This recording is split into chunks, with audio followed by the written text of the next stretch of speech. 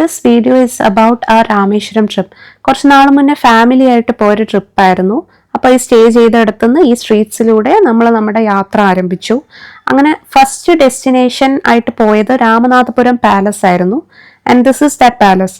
And ഇതിനകത്ത് ഉള്ളത് കുറേ ആൻഷ്യൻറ്റ് ആൻറ്റീക് ഐറ്റംസ്, പിന്നെ കുറേ പെയിൻറ്റിങ്സും കാർവിങ്സും വാൾ പെയിൻറ്റിങ്സ് ഒക്കെ ഉണ്ടായിരുന്നു. പാലസ് ആയതുകൊണ്ട് തന്നെ ഒരുപാട് പഴക്കമുള്ള കുറേ സാധനങ്ങളായിരുന്നു അതിനകത്തുണ്ടായിരുന്നത്. അങ്ങനെ ഇങ്ങനെ ഒരു കിളിവാതിലൂടെ പുറത്തോട്ട് നോക്കി കുറേ കാഴ്ചകളൊക്കെ കണ്ടു. അങ്ങനെ പെയിൻറ്റിങ്സ് ഒക്കെ കണ്ട് കുറച്ചധികം നേരം തന്നെ അതിനകത്ത് സ്പെൻഡ് ചെയ്തു. ആൻഡ് രാമേശ്വരം പോകുന്നവരാണ് നിങ്ങളെങ്കിൽ രാമനാഥപുരം പാലസ് മസ്റ്റായിട്ട് വിസിറ്റ് ചെയ്യണം. അത്രയും ബ്യൂട്ടിഫുൾ ആണ് ആൻഡ് കണ്ടിരിക്കേണ്ട കാഴ്ചകളാണ് അതിനകത്ത്.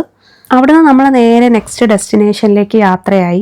അങ്ങനെ ഈ വഴിയോര കാഴ്ചകളൊക്കെ കണ്ട് അത്രയും അതിമനോഹരമായിരുന്നു പോകുന്ന വഴിയൊക്കെ. അത് കഴിഞ്ഞ് നമ്മൾ പാമ്പൻ ബ്രിഡ്ജിന്റെ മുകളിലൂടെയാണ് പോയത്. ഇത് ലോങ്ങസ്റ്റ് ബ്രിഡ്ജാണ്, കുറേ ദൂരമുണ്ട് ഈ ബ്രിഡ്ജ്. അത് കഴിഞ്ഞ് നേരെ APJ അബ്ദുൽ കലാം നാഷണൽ മെമ്മോറിയലിലെത്തി. ഇതിനകത്ത് വീഡിയോഗ്രാഫി ഫോട്ടോഗ്രാഫി അലൗഡ് ആയിരുന്നില്ല, പക്ഷേ APJ അബ്ദുൽ കലാമിന്റെ ലൈഫ് സ്റ്റോറി മൊത്തം അതിനകത്ത് കാണിക്കുന്നുണ്ടായിരുന്നു. And it is very nice. അങ്ങനെ നമ്മൾ നേരെ നെക്സ്റ്റ് ഡെസ്റ്റിനേഷനായ ധനുഷ്കോടിയിലെത്തി. ഇത് അബാൻഡൻ ഗോസ്റ്റ് ടൗൺ എന്നറിയപ്പെടുന്ന സ്ഥലമാണ്.